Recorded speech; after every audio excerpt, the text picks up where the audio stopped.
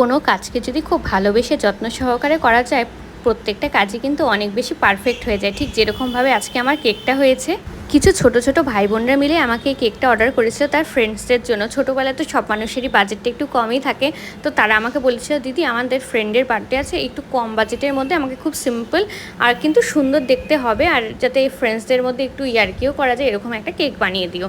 তো আমি তাদের কথা মতন যথারীতি 250 গ্রামসের এই কেকটা বানিয়ে দিয়েছি, আইসিং করে দিয়েছি, আর আমি কেকটার উপরে হুইপ ক্রিম দিয়ে ক্রাউন ডিজাইন করে দিয়েছি। যেহেতু একটা ছেলের বার্থডে ছিল আর এটা বাটারস্কচ ফ্লেভারের ছিল কেকটা। কেকটা দেখতে কীরকম হয়েছে কমেন্ট সেকশানে অবশ্যই জানিও।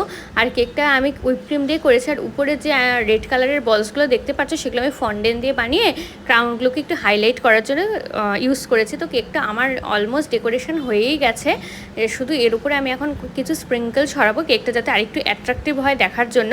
তো আমার ভিডিওটা যদি ভালো লাগে আমার চ্যানেলটিকে অবশ্যই সাবস্ক্রাইব করে দিও। Cake ready.